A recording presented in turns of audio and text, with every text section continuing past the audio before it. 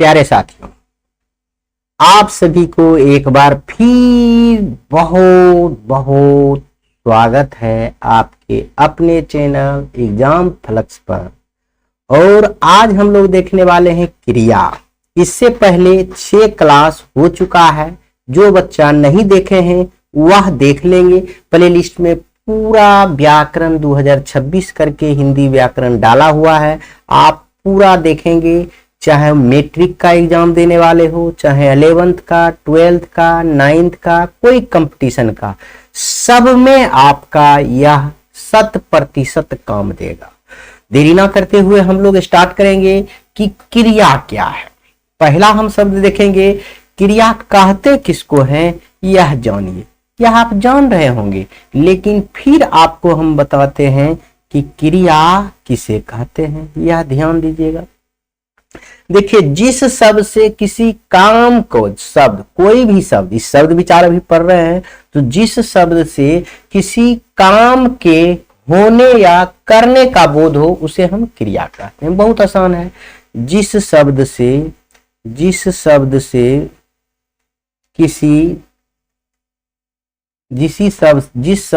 किसी कार्य के होने या करने का बोध हो, होने या करने का बोध हो, उसे हम क्या कहते हैं, क्रिया कहते हैं, जिसको इंग्लिश में वर्ब कहते हैं हम लोग। तो जैसे कि यदि हम बात करेंगे, बहुत अच्छा से आपको समझ में आएगा। जैसे यदि बात करेंगे कि हवा बहती है, हवा बहती है, तो समझिए यह क्रिया कुछ होने की बात हो रहा है। हवा क्या हो रहा है, बह रही है। तो हवा बहती है तो इसमें क्रिया नहीं है। क्रिया क्या है, बहना। हवा क्या कर रहा है, बहने की काम, बहती है। तो इसमें अगर क्रिया की बात करेंगे तो क्रिया क्या हो जाएगा, बहने का काम हो रहा है, तो यह क्रिया है। तो समझ गए। जैसे लिखेंगे वह दौड़ता है, वह दौड़ता है, तो दौड़ता में कौन सा क्रिया है, तो देखिए वह तो है यह सर्वनाम, लेकिन दौड़ना क्या है, क्रिया है। यदि क्रिया की बात करें इसमें तो हम लिख सकते हैं दौड़ना। क्या है क्रिया, दौड़ना क्रिया है। क्या है, काम है, यह वर्ब है। समझ गए। तो जिस शब्द से किसी कार्य के होने या करने का बोध हो, क्रिया का होना या क्रिया का करने का बोध हो, उसे हम क्या कहते हैं, क्या कहते हैं, क्रिया कहते हैं। जैसे लिखेंगे राम पढ़ता है। राम क्या करता है, देखिए पढ़ने का काम करता है, यहाँ क्रिया होने का बोध हो रहा है, इसे हम क्या कहेंगे, क्रिया के रूप में पढ़ना। पढ़ना क्या है, एक क्रिया है। यह बात आप समझ में आ गया होगा। क्रिया किसे कहेंगे, किसी काम का होना या करने का बोध हो, उसे या यहाँ है, आप समझिएगा। या जिसे किसी का शब्द से, जिस शब्द से किसी कार्य का होना, देखिए यह शब्द बहती है, इससे होना है ना, बहने का काम हो रहा है। यह शब्द से दौड़ना, दौड़ने का काम हो रहा है। यह पढ़ना, पढ़ने का काम हो रहा है। यह पढ़ने काम का होना या होने का बोध हो या करने का बोध हो, तो उसे हम क्या कहेंगे, क्रिया कहेंगे। यह बात आप बहुत अच्छा से समझ गए हैं। अब हम लोग पढ़ेंगे कि धातु। अब धातु क्या होता है यह ध्यान देंगे। यह धातु एक एक्स्ट्रा हम बता नहीं रहे हैं, आपके बुक का ही है धातु। क्रिया के मूल को हम धातु कहते हैं। क्रिया के हम लिख सकते हैं, क्रिया के मूल को ही, मूल को धातु कहते हैं। जैसे हम आपको समझा रहे हैं अभी, देखिए क्रिया के मूल को हम क्या कहते हैं, धातु कहते हैं। जैसे यदि उदाहरण में लेते हैं हम, जैसे हम लिखेंगे उदाहरण में कि खेलना, पढ़ना, खेलना, खेलते, खेलते, खेलेंगे, खेलेंगे, खेलेंगे, खेलेगी, खेलेगी। यह देखिए इस सब में जितना भी है, यह इसमें कुछ धातु है जो कि मूल धातु कहलाएगा। कॉमन है कोई चीज, देखिए खेलना में भी खेल कॉमन है, खेलते में भी खेल कॉमन चीज है। यह खेलेंगे भी तो हम यहाँ खेल लिखेंगे, यहाँ खेलेगी भी तो लिखेंगे खेल लिखेंगे। यही इसका मूल धातु की बात करें, यहाँ यह अगर धातु की बात करें, यहाँ यदि हम धातु की बात करें तो यह हो जाएगा खेल, क्या हो जाएगा, धातु हो जाएगा। खेल क्या हो जाएगा, धातु हो जाएगा। अगर कुछ नोट में आप लिखना चाहते हैं तो यह लिख सकते हैं धातु क्रिया के सभी रूपों में उपस्थित होता है। धातु जो है क्रिया के सभी रूप में उपस्थित होता है। जो भी क्रिया है, जैसे हम कहेंगे पढ़ना, पढ़ेंगे, पढ़ेगी, समझ गए, चाहे लिखेंगे दौड़ना, दौड़ेगी। तो देखिए पढ़ना में भी पढ़ धातु है, तो धातु यहाँ क्रिया के सब, दौड़ना में भी दौड़ धातु है, समझ गए। धातु क्रिया के सभी रूप में उपस्थित होता है, इसलिए एक नोट देख लिख के आप लिख सकते हैं नोट में क्या, धातु जो है नोट में लिखेंगे धातु क्रिया के सभी रूपों में उपस्थित होता है। धातु क्रिया के सभी रूपों में उपस्थित होता है। क्या होता है,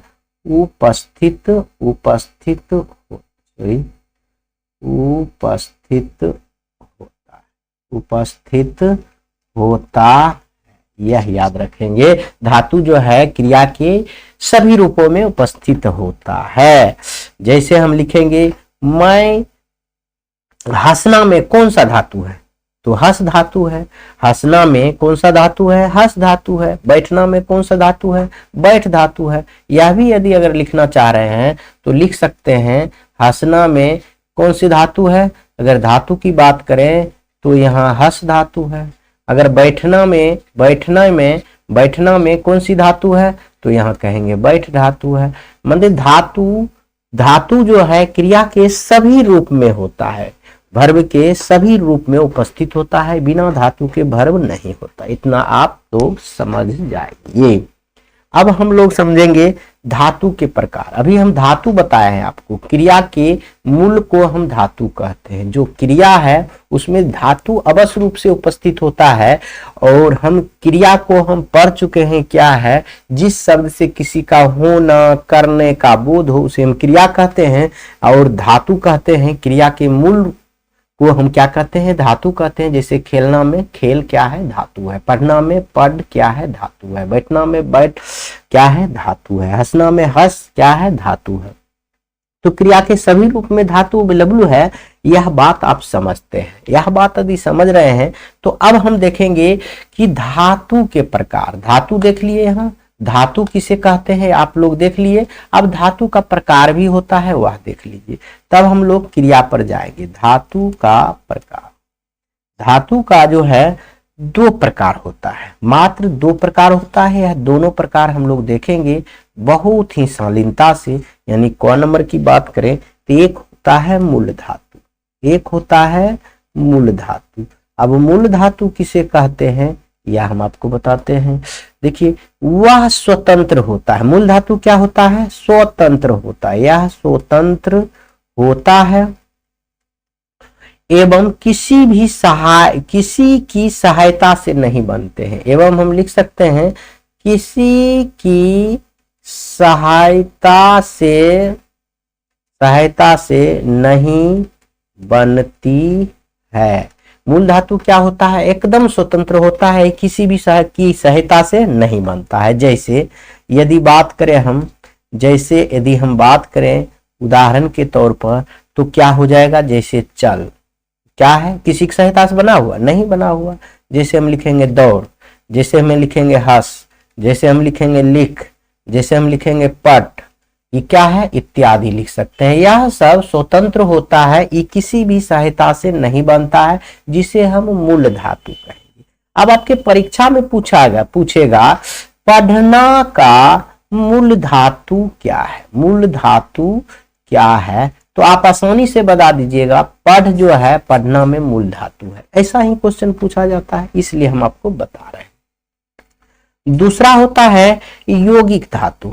दूसरा होता है यौगिक, मतलब ही हुआ मिला जुला। यौगिक धातु, यौगिक धातु हम लोग पढ़ेंगे। अब यौगिक धातु होता क्या है यह देखिए।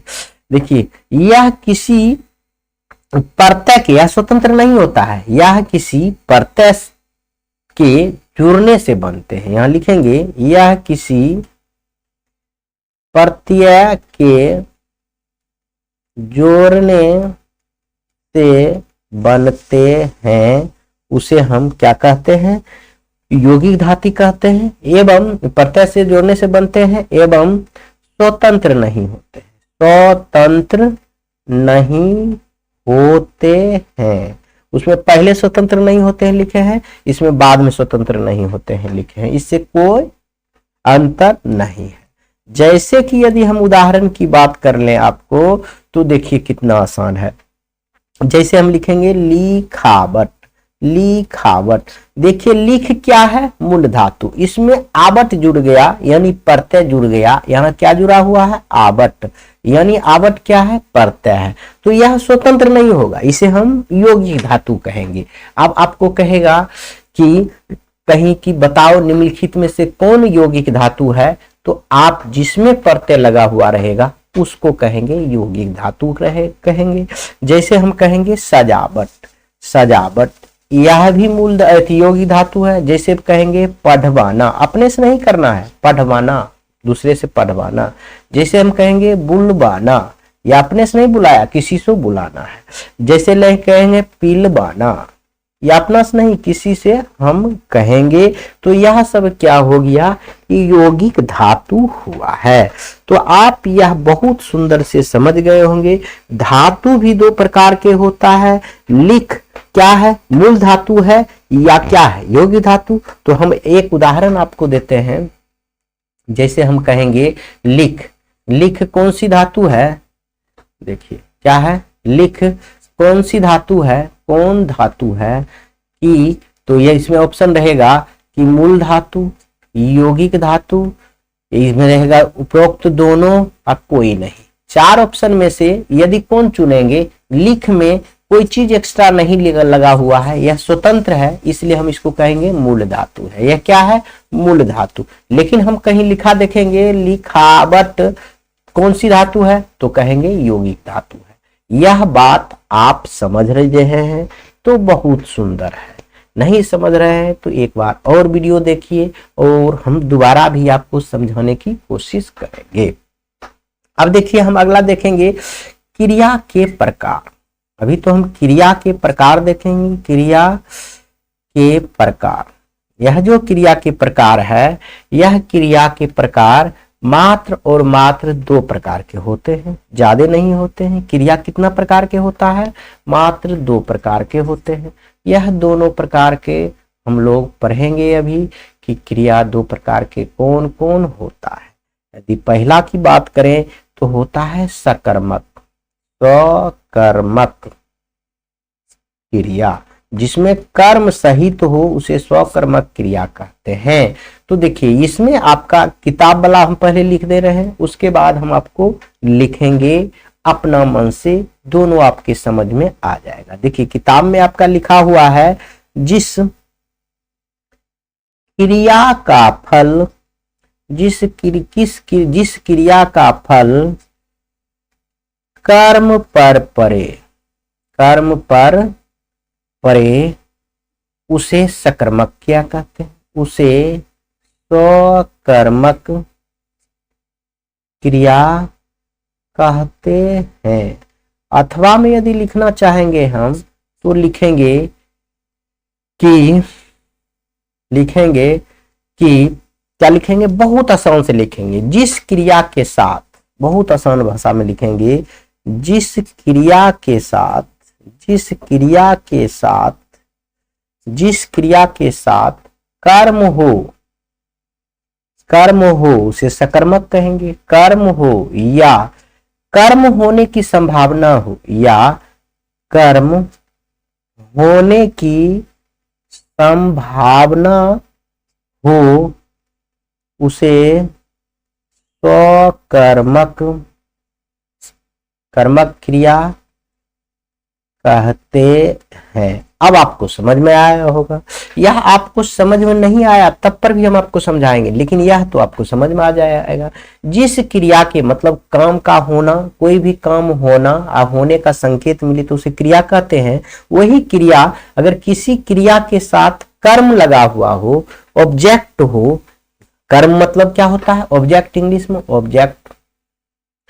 किसी भी कर्म के साथ, किसी भी क्रिया के साथ यदि ऑब्जेक्ट हो यानी कर्म हो, कोई काम का बोध हो या काम होने की संभावना है, तो हम उसे सकर्मक क्रिया कहेंगे। क्रिया जो है कर्म सहित है, उसे हम क्या कहेंगे, सकर्मक क्रिया कहेंगे।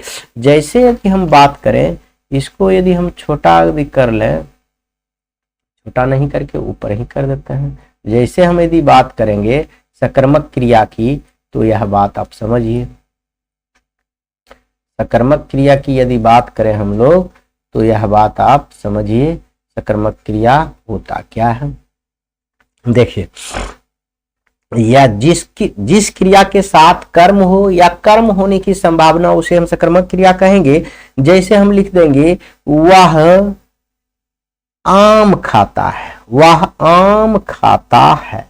देखिए, वह क्या है, सर्वनाम है, किसी के जगह पर यूज हुआ है, संज्ञा के जगह पर यूज हुआ है, इसलिए सर्वनाम है। खाता क्या है, यह क्रिया है। यह क्या है, क्रिया है। अब क्रिया है, लेकिन इसमें कर्म क्या है, कर्म क्या है, आम है। कर्म क्या है यानी ऑब्जेक्ट क्या है, आम है। कहिए, काम खाने का, वह खाता है खाली लिखते तो इसमें सिर्फ क्रिया रहता है। क्या कर रहा था, वह क्रिया। लेकिन यह भी होता सकर्मक क्रिया, कुछ ना कुछ तो खाता। लेकिन यह कह रहा है वह आम खाता है, तो वह क्या काम कर रहा है, आम खाने का काम कर रहा है। इसीलिए आपकी बुक में दिया हुआ है, जिस क्रिया का फल, यह क्रिया है, कर्म पर परे। देखिए, किसको नुकसान हो रहा है, खाने का काम किसका हो रहा है, आम का हो रहा है। किस पर फल रहा है, कर्म पर फल पड़ रहा है। तो इसीलिए हम कहते हैं इसको सकर्मक क्रिया। और हम अथवा में लिखाए हैं, जिस क्रिया के साथ कोई कर्म हो या कर्म होने की संभावना हो। देखिए, यहाँ काम हो रहा है, क्या काम हो रहा है, आम खाने का काम हो रहा है। इसलिए इस वाक्य को हम कहेंगे सकर्मक क्रिया कहेंगे। कौन सा क्रिया कहेंगे, सकर्मक क्रिया कहेंगे। कर्म के साथ क्रिया है। अब संभावना की बात अगर करें तो हम जैसे उदाहरण लिखेंगे, वह पढ़ता है, वह क्या है, पढ़ता है, वह पढ़ता है। हम आप देखिए क्या होता है, वह पढ़ता है, आप यह समझिए। वह देखिए, वह क्या है, सर्वनाम है। पढ़ना क्या है, क्रिया है। पढ़ क्या है, धातु है, मूल धातु है। या अब देखिए, यह पढ़ने का काम है, यहाँ क्रिया है लेकिन कर्म नहीं है, ऑब्जेक्ट नहीं है। लेकिन यहाँ काम होने का बोध हो रहा है। कहिए क्यों, क्योंकि पढ़ना क्या है, एक क्रिया है। लेकिन अब हम वह कहेंगे हम पढ़ता है, कुछ ना कुछ तो पढ़ता होगा, अंग्रेजी पढ़ता होगा, हिंदी पढ़ता होगा, संस्कृत पढ़ता होगा, हिंदी व्याकरण पढ़ता होगा, क्रिया पढ़ता होगा, कर्म पढ़ता होगा, कुछ भी तो पढ़ता होगा। तो यहाँ काम होने की संभावना है। यहाँ क्या है, काम होने की संभावना, भावना है। इसीलिए यह भी क्या हो जाएगा, सकर्मक क्रिया। यहाँ काम हो रहा है लेकिन यहाँ संभावना है, इसलिए यह क्या हो जाएगा, सकर्मक क्रिया हो जाएगा। यह बात आप समझ लीजिए। समझ में आपको बहुत ही सुंदर से आ गया होगा। ऐसा नहीं है कि आपको सकर्मक क्रिया नहीं समझ में आया होगा। अब हम सकर्मक क्रिया जान रहे हैं, तो आप इसको एक उदाहरण देकर आपको समझाते हैं। आपको एक उदाहरण देते हैं, सकर्मक क्रिया आप बताइएगा यह है या नहीं है। जैसे हम लिखेंगे कि वह सोती है, वह सोती है, वह सोती है। यहां भी क्रिया हो रहा है। क्रिया क्या है, सोना। क्रिया क्या है, सोना। क्या इसको हम कहेंगे सकर्मक क्रिया, नहीं कहेंगे। कहिए क्यों, इसको पहचानने के लिए क्रिया में आप लगाइएगा क्या, मतलब क्या सोती है, आप बताइए। अब हमको कहेंगे क्या सोती है, तो क्या बताएंगे, इसका कोई जवाब मिलेगा। अगर क्रिया में क्या लगाने से जवाब मिल जाए तो वह सकर्मक होगा, अगर जवाब नहीं मिले तो वह अकर्मक हो गया। अभी तो अकर्मक हम नहीं बताए हैं, अकर्मक हम बताएंगे तब इसका हम बात, इसका जो कुछ लिखा देंगे। लेकिन पहले आप इतना समझिए, यहाँ वह सोने का काम कर रहा है, क्रिया तो है लेकिन क्या सो रहा है यह बात पता चल रहा है। हम लिखेंगे वह रोती है, वह रोती है। यहाँ क्या, वह रोती है तो हम कहेंगे क्या रोती है। आप बता सकते हैं, उसका जवाब कोई मिल सकता है क्या रोती है? नहीं जवाब मिलेगा। जब जवाब नहीं मिलेगा तो यह सकर्मक क्रिया नहीं होगा।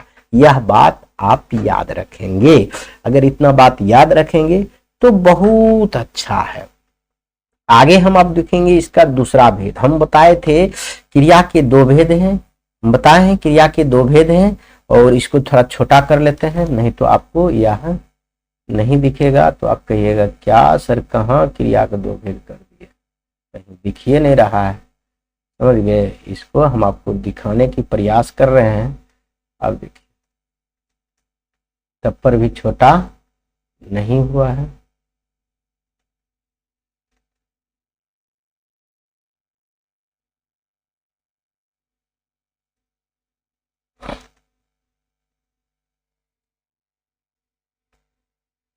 देखिए छोटा करने का प्रयास कर रहे हैं।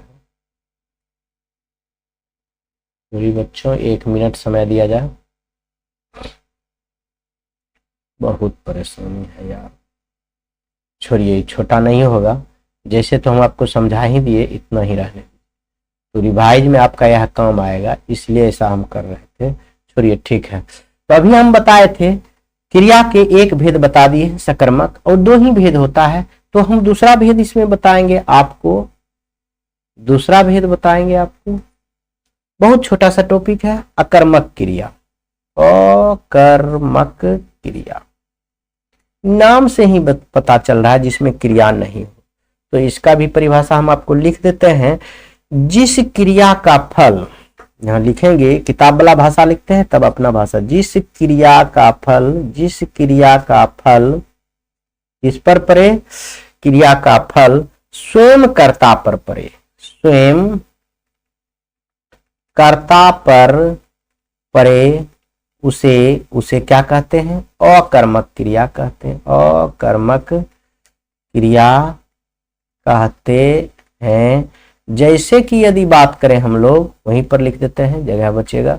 जैसे कि यदि बात करें हैं, जैसे अभी नहीं बताएंगे, पहले अथवा लिख देते हैं। आपको पहले क्या लिख दें? अथवा लिख देते हैं अपना भाषा में, नहीं तो आपको समझ ही नहीं आएगा। अथवा हम लिखेंगे अपना भाषा में, जिस क्रिया के साथ कर्म ना हो, ऐसे लिखेंगे। जिस क्रिया के साथ, जिस क्रिया के साथ, क्रिया के साथ कर्म नहीं हो, उसे कर्म नहीं हो या ना होने की संभावना हो, और या कर्म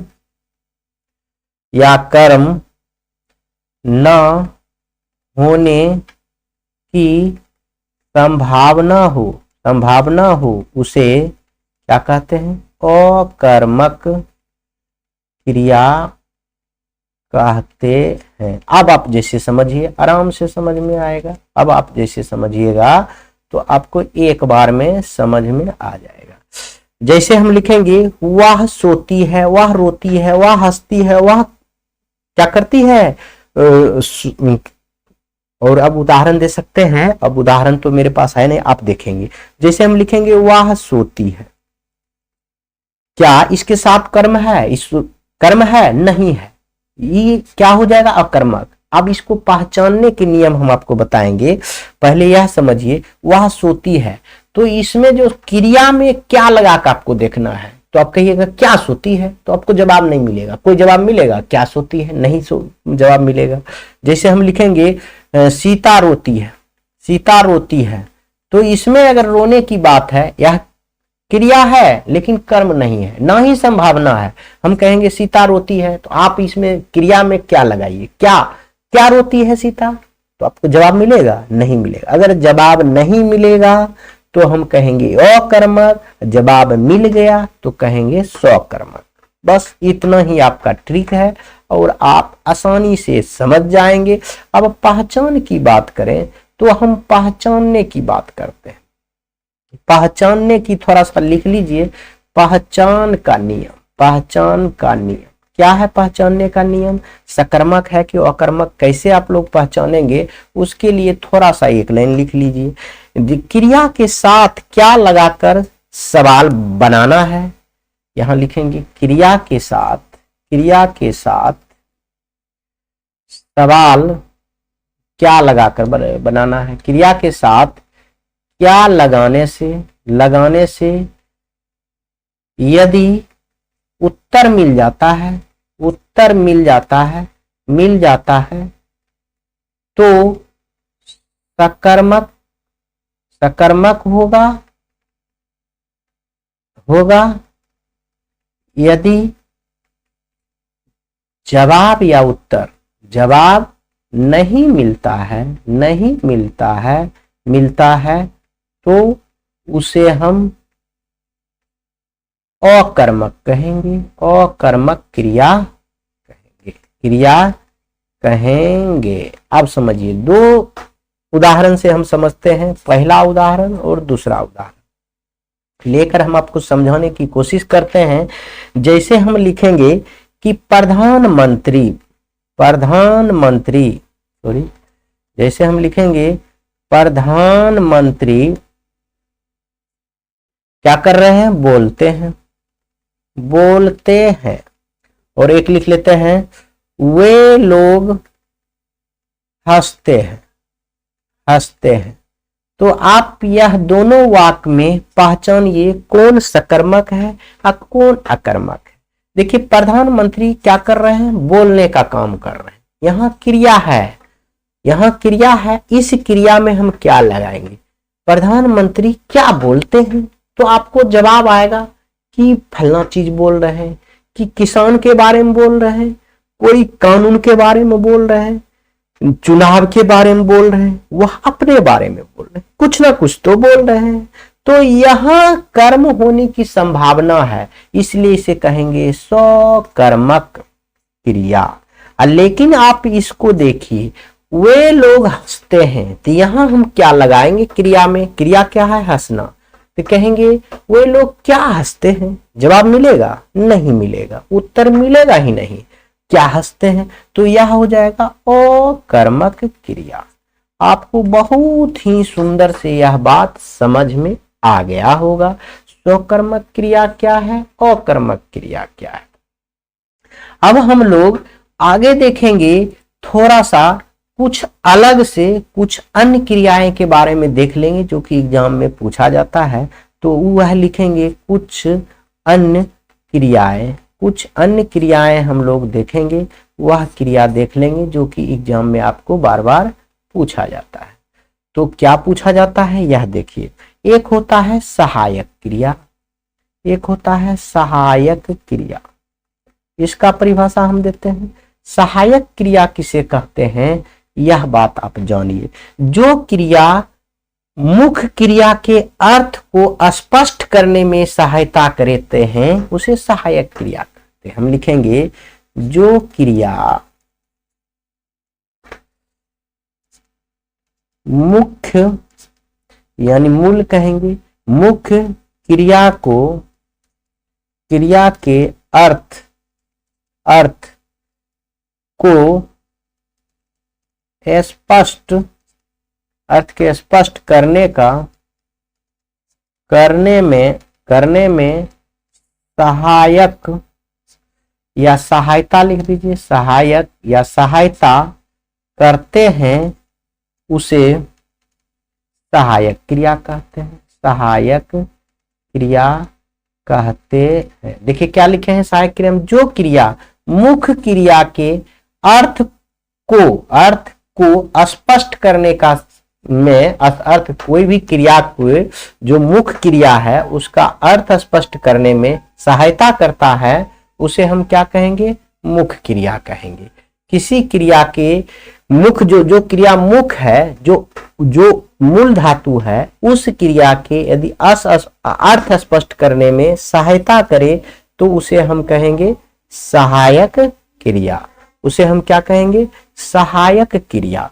जैसे हम यदि बात करें, एक लेते हैं, सवाल लेते हैं, जैसे हम बात करेंगे, वह खाना खा रहा है, वह खाना खा रहा है। तो यहां देखिए, वह खाना खा रहा है, तो क्या हो जाएगा, यह बात बताइए। खाना खाने का काम कर रहा है, यहां मुख्य क्रिया क्या है, खाना। तो ये खाना को खाने का काम कर रहा है क्या है, रहा है यहाँ क्या है, सहायता कर रहा है, स्पष्ट कर रहा है, खाना खा रहा है। अब लिखेंगे वह खाना खा रहा, नहीं लिखेंगे तो स्पष्ट नहीं होगा कि खाना खा रहा है। तो यह सहायक क्रिया हुआ। तो यहां जैसे में हम लिख सकते हैं, जैसे में लिख सकते हैं था, थे, थी, हूं, है, यह सब क्या है, सहायक क्रिया है, आप याद रखेंगे। और दूसरा एक होता है, अंतिम में पढ़ेंगे, प्रेरणार्थक क्रिया।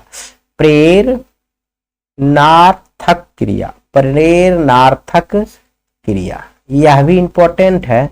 यह भी आप देख लीजिए एक लाइन में कि प्रेरणार्थक क्रिया किसे कहते हैं। देखिए, जिस क्रिया से यह बोध होता है कि कर्ता स्वयं कार्य न करके, यहां देखिए लिखेंगे, जिस क्रिया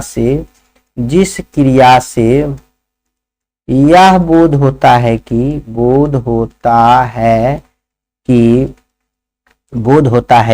कर्ता, जो काम करने वाला है, कर्ता स्वयं कार्य न करके किसी दूसरे को कार्य करने के लिए प्रेरित करें, किसी दूसरे को कार्य करने के लिए प्रेरित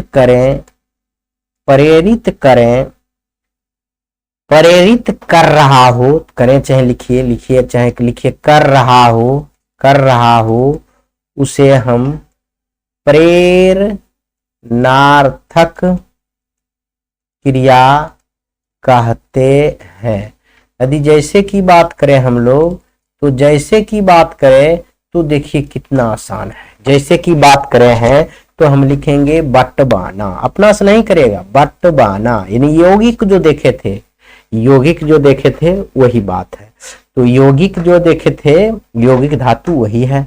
तो यहां जैसे लिखेंगे लिखवाना, यह क्या है, समय प्रत्यय लगा हुआ है। जैसे पढ़वाना, अपना से कर रहा है, दूसरे से करवा रहा है, तब हम कहेंगे प्रेरणार्थक क्रिया, समझ गए। या चलवाना, या हम लिख सकते हैं, क्या लिख सकते हैं कि चढ़वाना, कोई चीज पर चढ़ रहा है, अपने नहीं, चढ़वाना इत्यादि लिख देते हैं। कितना उदाहरण लिखिएगा, बाकी आप इस प्रेरणार्थक क्रिया का मतलब होता है जिस क्रिया से यह बोध हो जाता है कि यह स्पष्ट हो जाता है कि कर्ता स्वयं काम नहीं करे, वह दूसरे से कार्य करने के लिए प्रेरित कर रहा हो, तो उसे प्रेरणार्थक से क्रिया कहते हैं। तो जैसे में हम लिखा दिए हैं, वह स्वयं अपना नहीं काम करे। तो आज आपका यह जो है क्रिया पूरी की तरह समाप्त हो गया। कल से हम लोग काल पढ़ेंगे, जिसको टेंस कहते हैं। अगर ये आपको यह समझ में आ गया होगा तो आप बता सकते हैं, उत्तर तो बताइए कि क्रिया किसे कहते हैं। क्रिया किसे कहते हैं आप बता सकते हैं। धातु किसे कहते हैं, मूल धातु किसे कहते हैं, यह सब क्वेश्चन पूछा जाएगा। क्या धातु के प्रकार कितना है, धातु के प्रकार क्या है, और क्या पर है, तो सकर्मक क्रिया क्या है, यौगिक धातु क्या है, अकर्मक क्रिया क्या है, सोना कौन सी क्रिया है, अकर्मक की सकर्मक। तो आपको हम सारा चीज बता दिए हैं। आप जो नहीं समझे हैं तो आप पीछे जाकर भी वीडियो देख लेंगे, चाहे दोबारा एक बार वीडियो देख लेंगे तो आपको पूरी तरह से समझ में आ जाएगा। नहीं तो आपको हम अभी समझाएंगे फिर से तो लंबा वीडियो हो जाएगा, तो बहुत बच्चा वीडियो देख के भाग जाता है कि सर थोड़ा सा क्रिया है उसमें आप इतना लंबा बता दिए। बहुत आदमी के देखते हैं कि यह एक एक घंटा 1.5 घंटा के क्रिया के एक बताते रहता है। भैया समय अनमोल है, आपको बहुत कुछ पढ़ना है, एक ही चीज नहीं पढ़ना है। अगर आपको जीवन में अच्छा करना है तो आप समय को ध्यान दीजिए, समय को पाबंदी रखिए, तभी कुछ कर पाएंगे, नहीं तो नहीं कर पाएंगे। इसी के साथ यह वीडियो समाप्त करते हैं। आप लोग पढ़ते रहिए, मस्त रहिए और वीडियो को अपने दोस्तों के साथ शेयर करते रहिए। जय हिंद।